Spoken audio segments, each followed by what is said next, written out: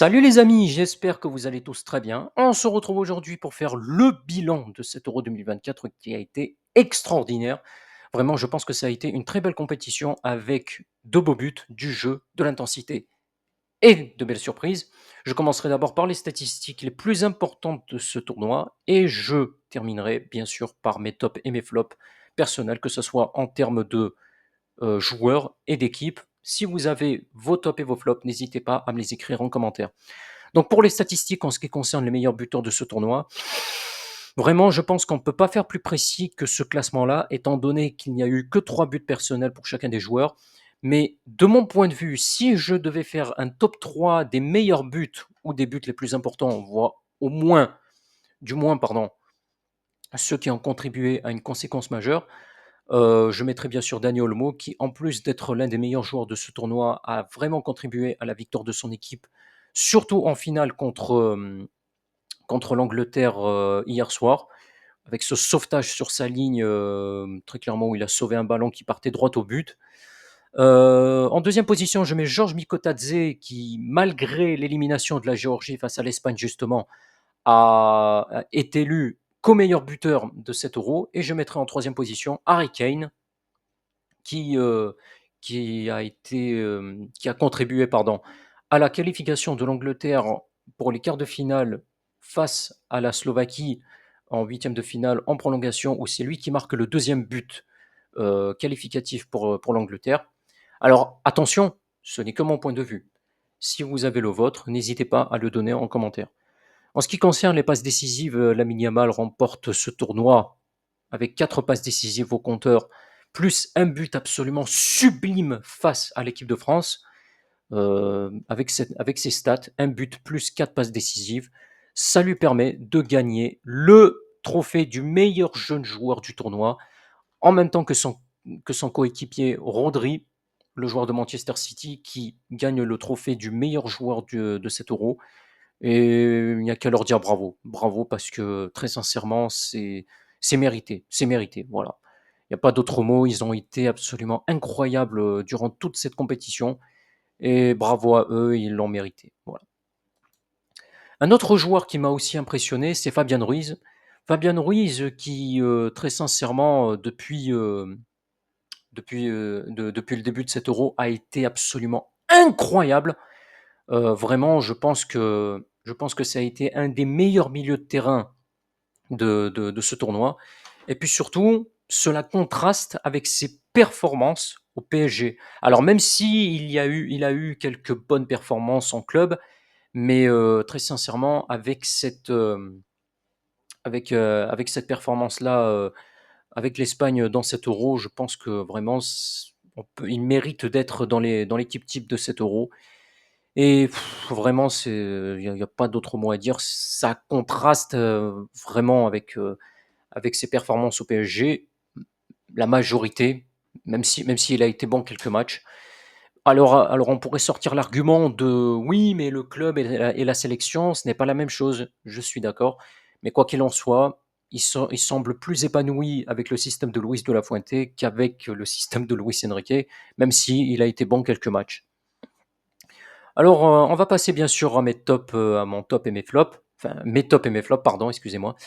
Dans mon premier top, pardon, je mets l'Espagne, bien évidemment, qui mérite amplement son quatrième titre de champion d'Europe.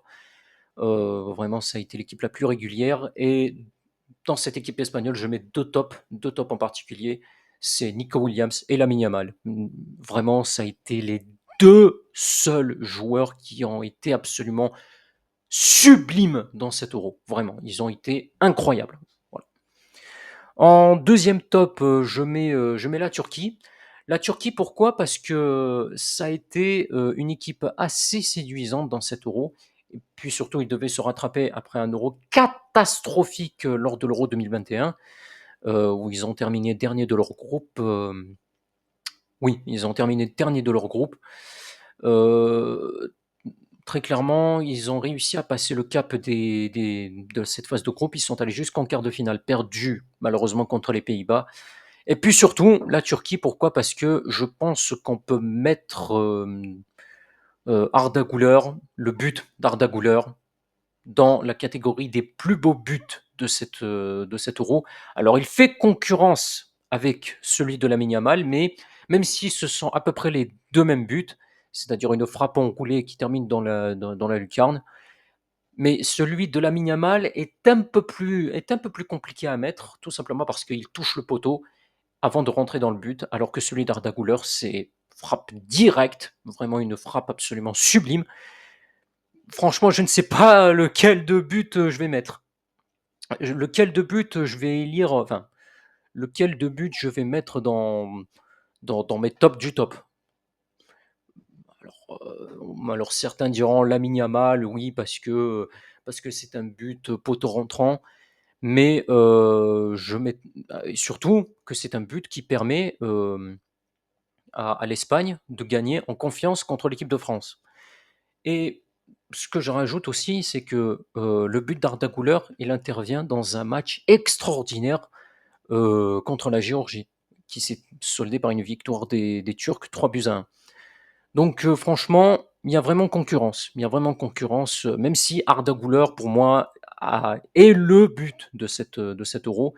Mais il faut reconnaître aussi que celui de Lamine Yamal est vraiment, waouh, vraiment extraordinaire.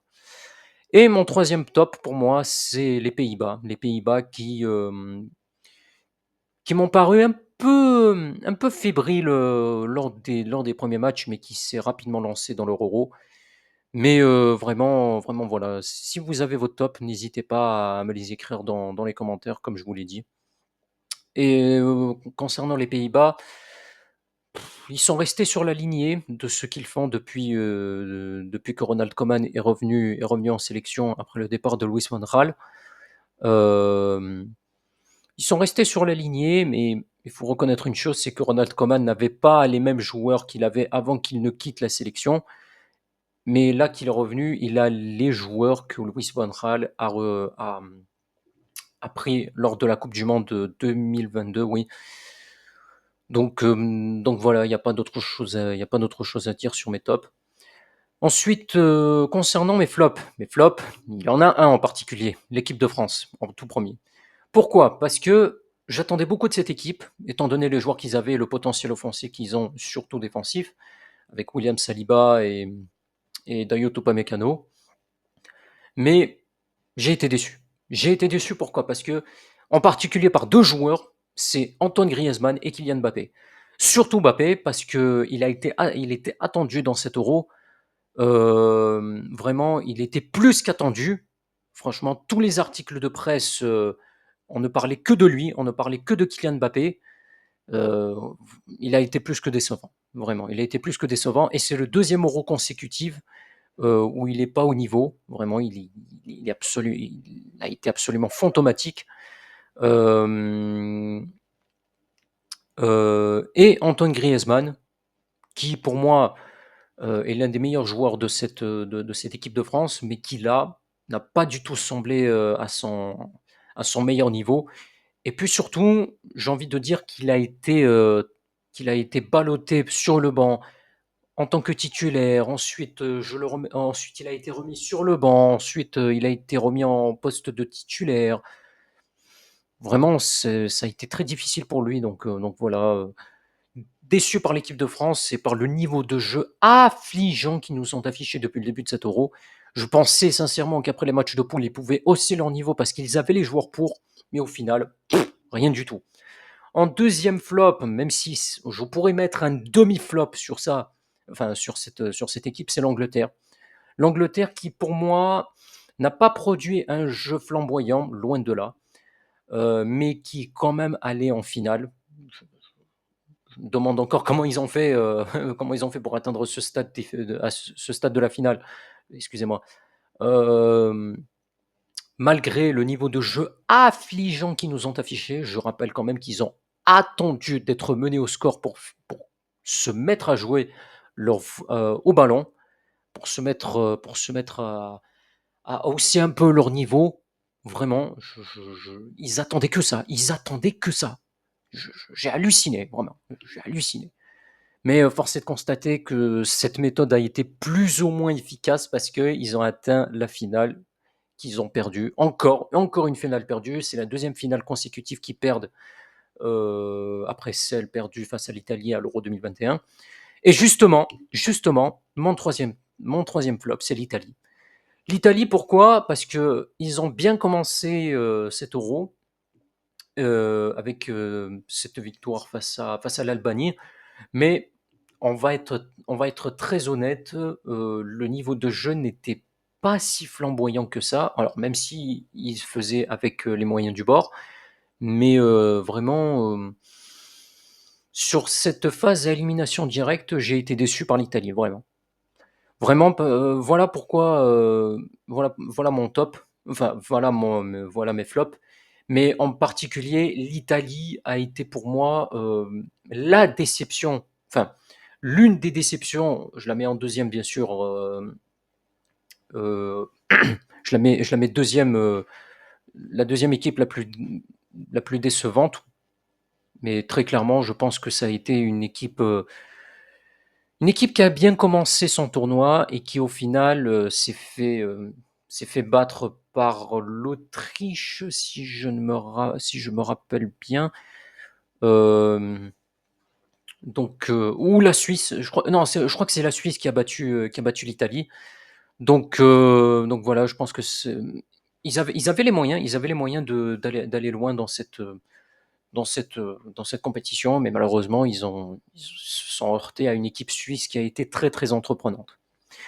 Donc voilà ce petit bilan, j'espère qu'il vous a plu.